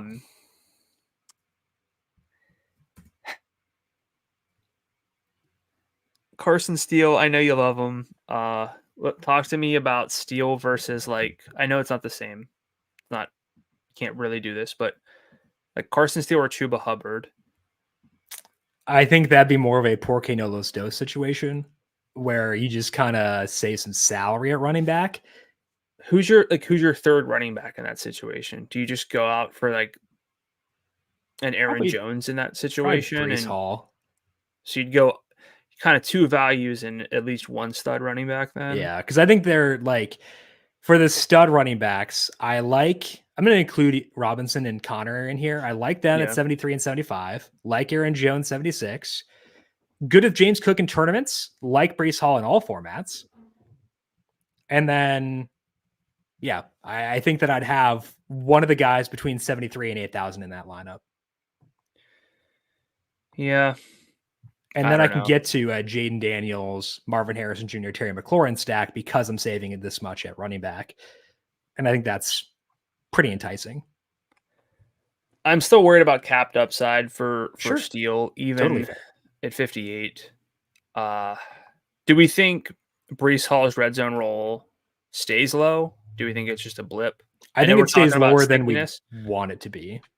I could see that for sure. So, but Like the passing game work is insane. And I care a lot about that still. So I think that there's enough there for me to still get there, despite the fact I have concerns about the red zone rule. Yeah, I think that tracks. Yeah. I really like him in this game. So I do too. Definitely. I do think it's as someone who like was pounding the drum for touchdown regression for James Cook, and we got it in spades. Could have had another one. Yeah. It's another reason for me to feel lower. He's with a red zone roll like that, he's not going to score. If he doesn't score at 78, I don't know if he's really going to pay off. Don't need a red zone touch when you score from 40 yards out. Yeah, that helps. Weather for this week, only 2 spots really worth mentioning where the wind speeds are high. That's in Chicago for the Bears and Rams, currently 13 miles per hour there, and then 11 mile per hour winds in Green Bay for Packers and Vikings. So nothing massively concerning as of yet. From weather perspective, make sure you check back on that on Sunday morning.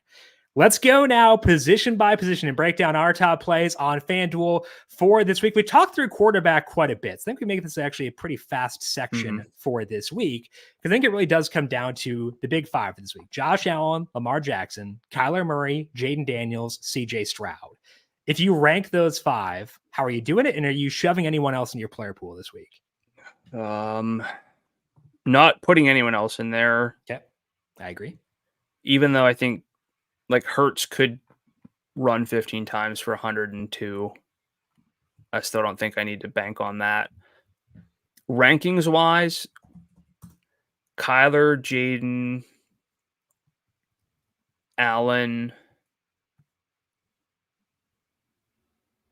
I might go Stroud, Lamar, just because Lamar's passing game work hasn't been there, and his rushing can be phenomenal, but what makes a dual threat quarterback so appealing is rushing plus a lot of, passing, which is like kind of what Josh Allen's given us. So I think I'd go that order. What about you? I think I might do the exact same. Feel best with Kyler at home compared to Daniels for sure. Yeah. And I also think that we'll see a lot higher roster rate on Jaden. So like you can kind of pivot within the same game while getting a bit of a roster rate reduction. And I think that that's pretty attractive. Yeah. So I think we're on the same page here where we go with those guys as our top quarterbacks. And as of now, don't really want to shove anybody else in there. Correct. Okay. Running back. Now that we talked through running back, have your thoughts on Saquon Barkley changed? No, I still think he's a very smart play in a lot of contexts. He's not a priority, and he wasn't. That's not what I was getting at. Yeah. But no, I hear you. I still think his workload could be as good or better than anyone's. He looks great. I think you want to talk like passing game work. I mean, let's go targets against the field. Saquon Barkley, Kamara, if he's healthy. Yeah, but I don't know if he's going to be healthy. And if he's not 100%, I don't know if they're going to. I think Bijan also is above him. I think Brees is above him for targets. I think that Aaron Jones might be above him for targets. ETN might be above him for targets. Wow. Yeah. Without AJ Brown and Devontae Smith. Jalen Hurts is allergic to throwing to the running back. He hates it. Like, I agree, he could get a bump with those guys out, and maybe Kellen Moore like scheme stuff up for him. But apparently Nick Sirianni is also calling plays every now and then. Like, that team's a mess. It is, but not Barkley. Yeah, he's good, but I don't like the salary. How much Jordan Mason can you play? What's that? I don't know. If I give you one single entry lineup, do you have a running back above 8,000 in it? Because I don't. I can almost guarantee you I don't. Above? No. At 8,000? Yeah, probably. Yeah, because Brees is 8,000. Yeah. But above it, nope. I don't think I know those guys are core plays for me. Nope. Okay, so let's start with Brees then. $8,000. Now that we talked through this slate, we like this 7,000 to 8,000 range, which is Josh Jacobs, Travis Etienne, Brian Robinson, James Conner, Aaron Jones, James Cook, and then Brees Hall. Who is your top priority in that range? Considering salary, considering game context. So we're saying with the 7 in front of your salary? Or Brees. Brees, but he's going to could be hard to get to, especially if I'm like trying to jam in Marv, but I'd go Brees over. I should go Brees number 1. I'm going to stick with that. Is that because I know that you were a bit lower on Brees earlier this week? Or at least that's kind of vibe I got. Did something change? Because I don't want this to be a situation where I talk you into him, because I will feel guilty about that if he doesn't do well. No, I think he's great. I think the Braylon Allen hype is warranted, but his Brees Hall's role is still really good. He has 26 and 30 adjusted opportunities the past 2 games with Braylon Allen popping up. Yeah. The red zone role is the concern. Mm-hmm. Aaron 2 clicks is back, so every time I watch a Jets game, it takes me 2 clicks to fast forward between plays because he's like just that nickname. Milking that clock. That's a concern. Yeah. But out of these names, Brees Hall does pop for me. I think the consensus is going to be low on him. Beyond that, I would say Brian Robinson. I agree. Pretty firmly. Mm-hmm. And he might actually be in the conversation for going over Brees. Because if it becomes like Brees or Marv, like in terms of how I can just not for a flex, but like, okay, I can kind of only get one. Yeah.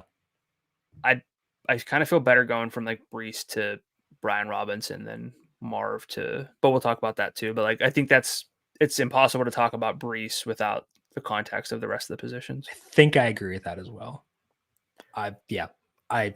So Robinson and Brees number 2, like 1 and 2. Who's third? So it's between Connor, Jones, and Cook. I probably go Aaron Jones. Kind of surprises me, but I think that's where my heart went to first. I'm starting to feel higher on Travis Etienne, but I'd probably go Aaron Jones there. Okay. But like Connor's great for game stacks. Mm-hmm. Etienne's good for game stacks. And we're probably okay considering them outside of game stacks too if we wind up having that much salary on the table, correct?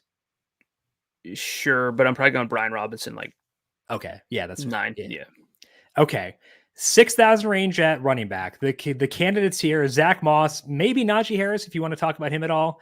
Chuba Hubbard, $6,500. And then maybe Rachaad White if we get no Bucky Irving in this game. And I'll put Carson Steele in there too, $5,800. Yeah. Who to you stands out in this value range at running back? Chuba and Moss primarily. That could be too low on Rachaad White. Is Moss a single entry, I give you one dart consideration for you or no? Consideration, maybe, which is saying a lot for me with Zach Moss right now, that he might be in that conversation. Yeah. What's Rachaad White's red zone? It's usage? Pretty good, actually. Let me pull that up. 71% red zone carry share and 44% of the overall opportunities. Yeah. So that's pretty good. And that's with Irving being healthy.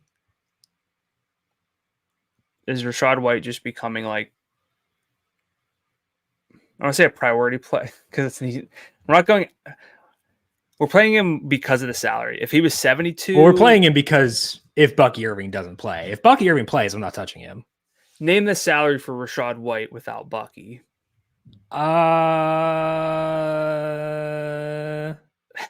71. Okay. So that's pretty substantial savings.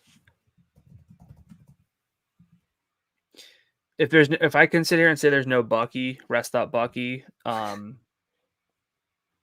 what's your roster exposure to Rachaad White? 50 to 60. Consideration for a single entry line, like a single dart lineup. I think that's where I'd be. He'd be a Carson Steele for me for sure. He's got a 22% red zone target share.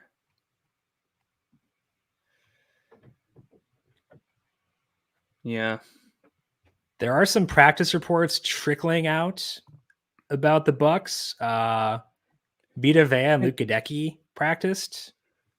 But I don't see anything with Bucky Irving, so I'll try to maybe just search him on Twitter really quick. I think Rashaad's played every red zone snap this year.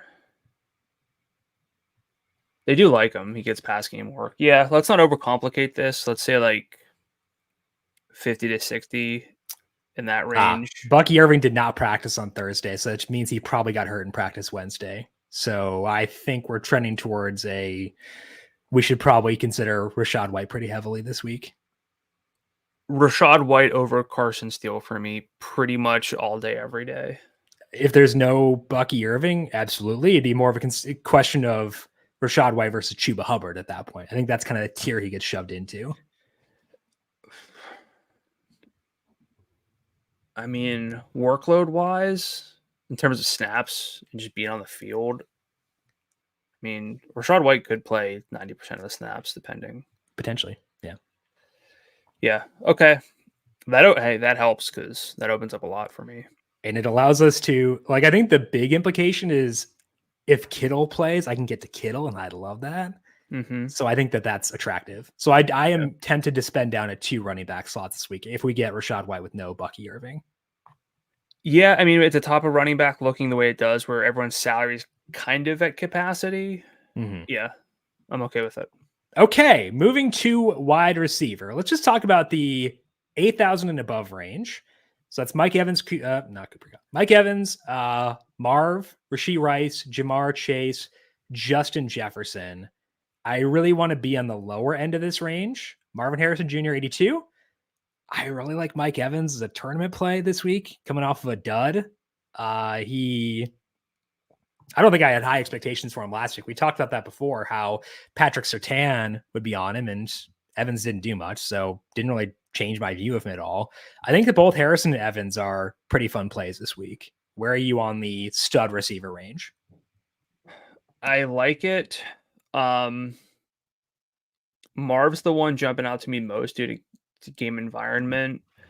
Rashee Rice has sort of just elevated himself into big time wide out territory. Was he on the injury report at all? Marv or Rashee Rice? Rice, because he got rocked. I don't think he's fine. Yeah. Yeah, he hurt his arm, it looked like, but yeah, he came back in right away. I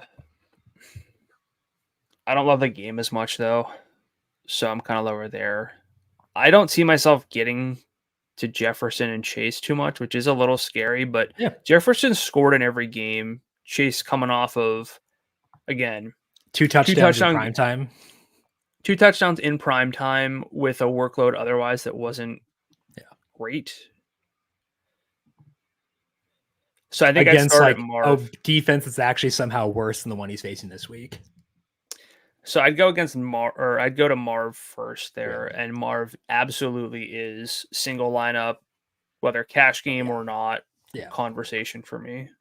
Evans to me is I'm going to filter in 15 to 20% because I'll be above the field if I do that. And he's got a 40 burger in his range of outcomes. So you said squeaky wheel narrative too, right? Yeah. They were talking about how they want to get him more. I think that Todd Bowles said that Mike Evans asked for it because Mike Evans is like the most polite person in the NFL. I think it would never publicly ask for usage, but Todd Bowles said that he asked him. Mike Evans is the least wide receiver of all time. And I adore him. He's great. Nico seems cool too, and I like him a lot. Nico, as we scroll down to the 7,000 range, Nico is the priority in the 7,000 range, correct? Let me see here. Yes, mostly because Ayuk's game environment isn't appealing enough to me to put him in that conversation, but Nico in this matchup leads the league in yards per game, air yards per game. That's with Diggs doing stuff. Tank Dell's still been involved. The results haven't been great, but Nico's a true wide receiver 1 alpha type. He is. Profile. Everything looks good. So Nico tracks. And if we're talking Brian Robinson, Rachaad White, maybe an Aaron Jones, 3 running backs, you can kind of maybe toy around with. You have to probably punt at tight end a little bit, but that's more than okay. Yeah. Let's see here. Rachaad White, and we want Chuba, and we want Brian Robinson in here. I said Aaron Jones even, but we can go Chuba. Yeah. Let me see here. If we Let's just put the Falcons defense in there for funsies. That leaves us 60-50 left for receiver and tight end. I can do that. Like Nico's doable in a Kyler Marv stack, I think. I mean, if I go down to Rachaad White and Chuba Hubbard. Yeah. Kirk. It's not fun. Yeah, Kirk. Yeah, bring back. You're right. And then Bowers. Can I get to Bowers? Just build a full lineup. Why not? Heck yeah, man. Let's go. Like you can do Nico with Kyler and Marv while getting a Christian Kirk bring back, and you're not doing anything that like makes your skin crawl at running back. That's pretty fun. Yeah. I can get to a lot of Nico this week. He is a single line of consideration for me. Yeah, that's how good his workload is right now. Any other pings for you at in the 7,000 range? Again, just shouting out that Ayuk's role is better than the results were last week. Mm-hmm. Chris Godwin's still interesting to me, but Baker's got like a 18% sack rate the last 2 games. It's not ideal. So things are not great there. The Shaker Mayfield agenda has taken a hit, unfortunately. Where are you with Stephon Diggs? We're talking about Nico. Diggs is getting more involved. What are your thoughts on him? I know he's running like downfield routes, but he's not getting targeted downfield. And like, maybe he's just kind of old. He has 2 deep targets each of the past 2 games, but like Nico has 2 in every game, Tank has 2 in every game too, including 3 in week 1. So I'd rather I know if Tank can't go because he does have a wrist injury, then I'd bump up Diggs and probably get there, and I'd be even higher on Nico. But if Tank plays, I'm probably just not going to use Diggs. I would need, I guess 10 Stroud lineups, I'd probably use 2 Diggs. 5 Nico, 3 Tank, 2 Diggs. Yeah, I think that's about where I am. Okay. Any I know you the zone defense concerns. I don't know how. Zone defense. We're looking into it. Me and Aiden Cotter there. But I thought you were going to say the interns, but Aiden's not. Aiden's not an awesome full-time writer for us. He's actually going to talk player props with us and covering the spread tomorrow. Shout out Aiden. Right. Yeah. Well, he might be talking about some zone defense stuff. Love it. Zone results, they're also more voluminous, so that might be why they're a little stickier. But the Panthers play a lot of zone. T kind of makes sense. T would do better in man coverage. Just throw it up to him. Yeah. You can't moss. I'm not overthinking it. This is mostly he might get an 18% target share, and they might be okay with that. So I don't want to get out over my skis on that. So Nico's the lone like priority in 7,000 range, right? I think so. Yeah. All right, let's go down to the 6,000 range. We didn't talk about Chris Olave 69. We did not. But like he's indoors. He is facing a fine but not prohibitive defense. His workload is still really good. Last week, only 6 targets, but 86 yards because he's good at the game. I think that both he and Shaheed are very viable plays in the 6,000 range this week. And we have Terry at 65, Jaden Reed 63, Deontay Johnson 62. I think the 6,000 range at receiver is much deeper than the 7,000 range at receiver. So Olave had the slow start. Last 2 weeks, he's at a 32% target share with 44% of the air yards. Meanwhile, Rashid Shaheed, 24% target share, 48% air yards. He was really close to a couple of huge plays last week. Shaheed? Yeah, Shaheed. Yeah, he was, as always. If Kamara either can't go or even if he does, but he's maybe not full to like... There's a lot of volume here, high leverage work. Olave and Shaheed, don't really want to forget about them. Again, we got to draw the line somewhere. Can't play everybody. But Olave is the kind of play in a tournament that whenever they finally have to throw the ball more, run some more plays, his market shares are so good that it could lead to a huge game. I want to check here because like I tend to be higher than I should be on Shaheed. Are you okay with him at 61 or am I getting ahead of myself here? No, I'm okay with him. Okay. There's so much bust potential because he's like incapable of getting a target within 10 yards. They're all downfield. And that's awesome.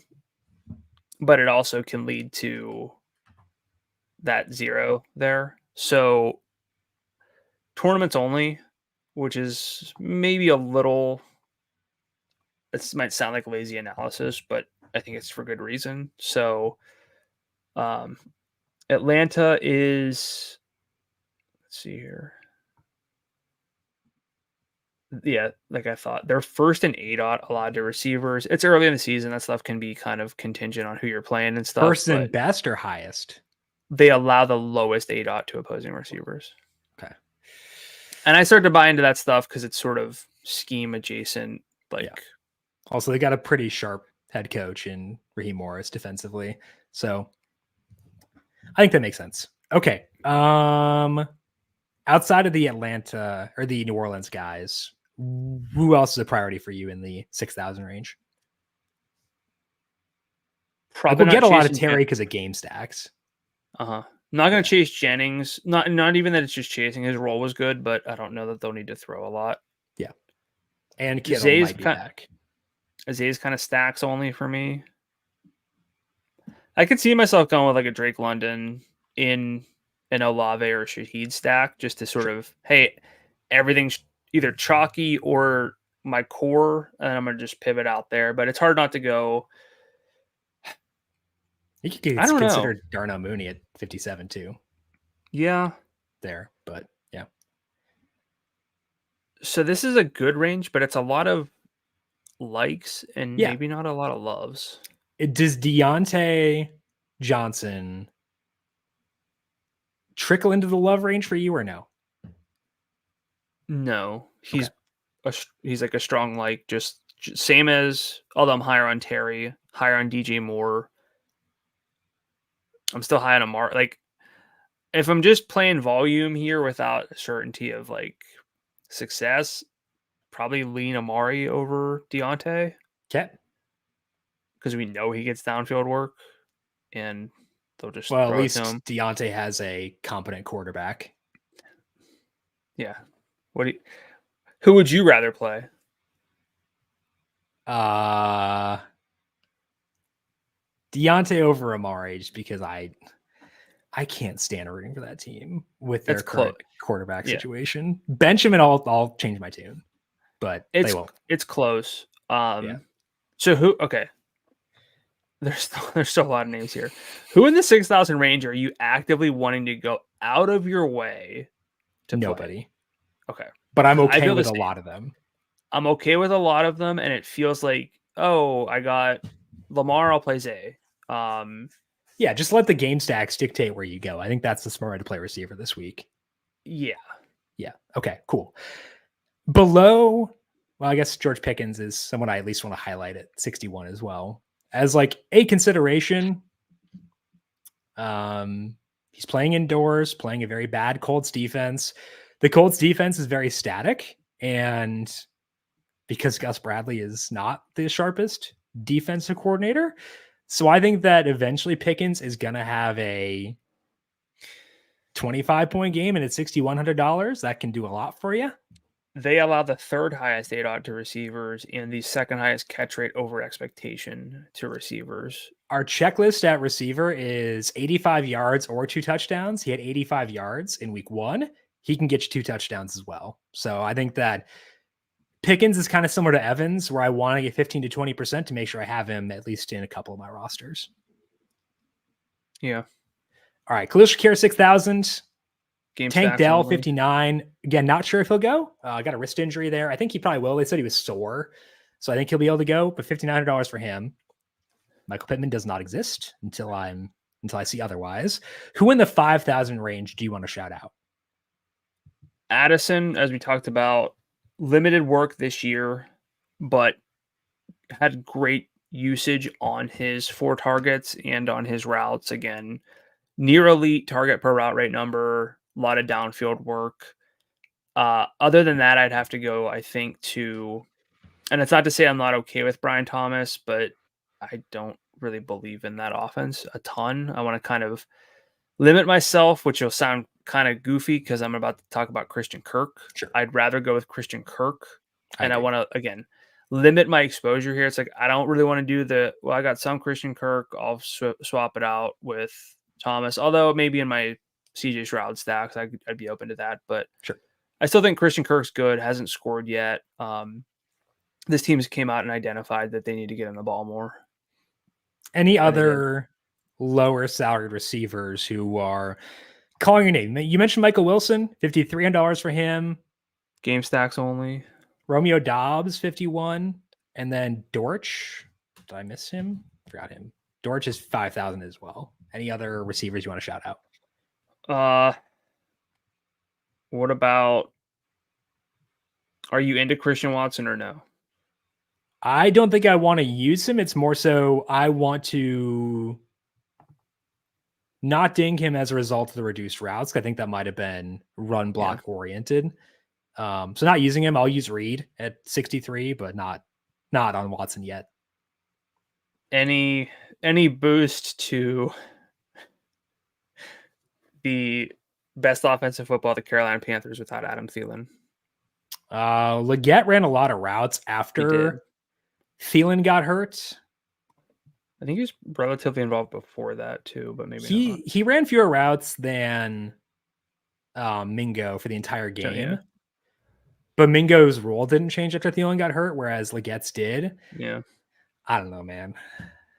Probably maybe this is like Jonathan Mingo, Terrace Marshall brain, like this, like leaking in where it's like, well, it's a high draft pick at receiver for the Panthers, so they won't do anything. Like, I don't want to let that influence me, but like it's kind of influencing me a bit. I don't mind it. I think that it's fair to consider at 52. I'd just rather go Christian Kirk. It'd be easier if I was like, I really want Jamar Chase or I really want T. Higgins. Yeah. I don't know. They're kind of playing like the Colts right now used to, and no one gets 20% target share. That's not going to stick, but. Okay. I forgot to ask you loves at running back, actually. So before we do loves at receiver, who are your final loves? Brian Robinson, now Rachaad White. And I'd say Breece would probably be number 3. I think I would go Chuba, Rachaad White if there's no Bucky Irving, and then Brian Robinson, with Breece being the guy who gets bumped up if Bucky Irving does play. Yeah. Loves at receiver. I'm going to go Nico. Probably Marv. I'm going to go Marv. Yeah. Marv, Nico, and it could be Christian Kirk due to the salary savings and the fact that we talked about the 6,000 range and didn't land on anyone. Yeah. Might be, I think actually. Kirk would have been my third traditional love if we were sticking to the same format. I weirdly think you're right. What could go wrong? Tight end. Oh boy.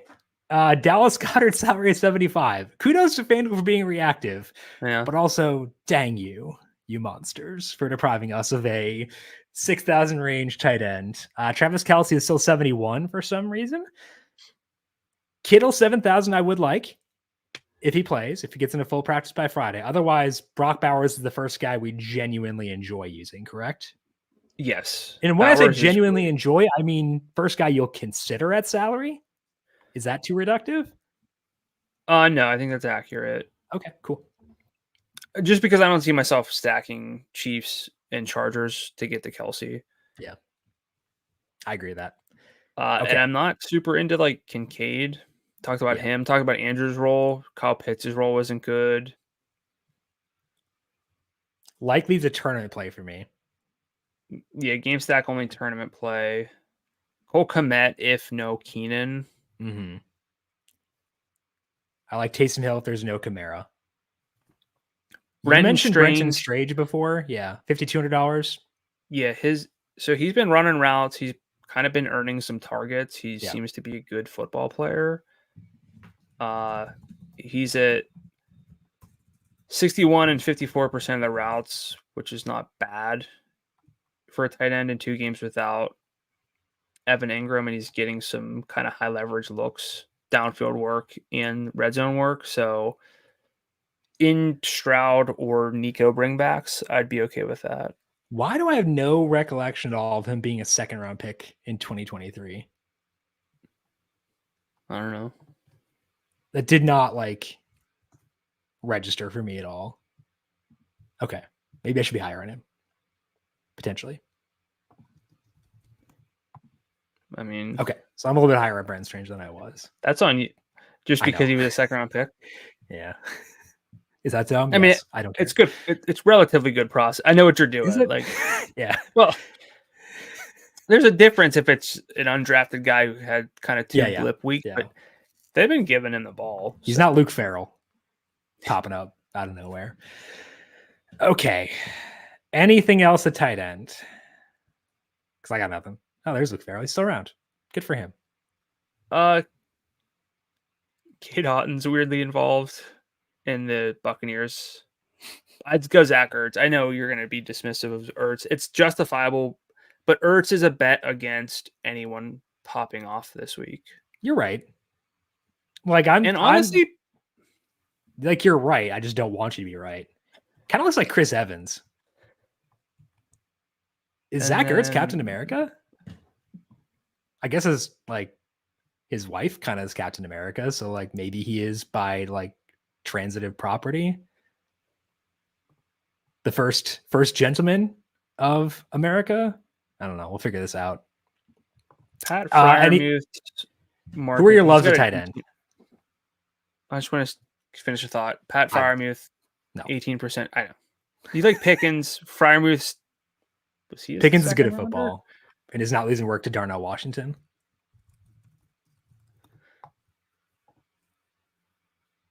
I think the loves for me are... He was a second rounder from Penn State too. So, okay, I think I'm going Bowers. If Kittle plays, Kittle would be a love, and if no Kamara, then Taysom Hill is a love. And if Kamara plays, Kittle does not, I might wind up on Isaiah Likely again, just for the upside. I couldn't sit here and say that I'd have two loves for certain. Bowers is the one I want to get to if I can. Yeah. Everyone else is going to be game stack dependent. Yeah. With Kmet without Keenan Allen again, someone I want to shout out. Okay, defense. Scroll to the bottom, go from there. That's the hashtag the process. Which defenses do you think are worth considering this week? I'd be receptive to the Falcons. I would too. Given the offensive line injuries, given Kamara's banged up, I think that's a fair call there. I still wouldn't. Could maybe justify the Bucs. I was going to say the Bucs. They're facing the Eagles, and typically that wouldn't be a great thing. Mm-hmm. But like Hurts made a lot of mistakes last week. Yeah. Bucs defense has some guys who are pretty good. Vita Vea likely back this week after he missed last week with an MCL strain. I would go Raiders. Their defense is not as good as I thought they'd be, but they're playing Deshaun Watson, so who cares? Yeah. So to me, it's Falcons, Bucs, Raiders. And then next Colts, one up. 4,000. Colts at 4,000. Not a lot of drop back volume there. Packers facing a Vikings team that, as you said, should run more plays. Pretty decent pass rate over expected. Sam Darnold, Jameis Darnold could eventually creep back up into our lives. And then the Texans at 41. If I get to the Texans at 41, I'm pretty safe. Yeah, that's probably the play if you can get there. Okay. Any final thoughts for you before we close up shop for week number 4? It's such a game stack dependent week, I think, when you're it's a good thing, lineups. though. I'll take that. That's a great problem to have. It is, but you can't. So if you're going to build 10 lineups, you got to decide, are you going to try to stack 5 different games? Stack one. Well, in the past, when I was starting out, I'd be like, well, I need this stack and that stack. Yeah. I want to make sure I have the right running backs with the stacks, like the quarterback receiver stacks. So like I'm going to miss out on a lot of names that I actively, objectively like. Yeah. Just because I can't play everyone. So I would say be really receptive to crossing off names as opposed to trying to get a sprinkle. Like one lineup of every player is probably not going to be great long term. Yeah. This week more than any feels like it's possible to fall into that. So I would just say be cognizant of that. It's a good week to be picky. Keep tabs on the injury report, specifically on Alvin Kamara. Keep tabs on him as far as Taysom Hill. Keep tabs on Bucky Irving, because that could bump Rachaad White up into being a love, and some guys like that, because that will dictate a lot of things as the week goes along. Do not forget to subscribe to this brand new FanDuel football betting YouTube page. If you're watching YouTube right now, thank you for making it somehow all the way through this podcast. Leave us a thumbs up over there. Hit subscribe as well. We are going to be live with covering the spread later today with Dubs Anderson breaking down top bets in the NFL. College football week 5 preview already up with Ken Padgett as well. You're on the FanDuel football betting YouTube page. Brandon, people have questions for you on X. Where can they find you there? At Gdula13, GDULA13. I am at JimSannes. You can find FanDuel Research on X at FanDuel Research. And again, don't forget to subscribe to the FanDuel Research podcast feed as well. Want to thank you all for tuning in for today. Also give a big thank you to Justin Lane, our YouTube producer. Thank you, Justin, as always. We'll talk to you all next week. This has been the Heat Check, forgot what show it was, a FanDuel Research podcast.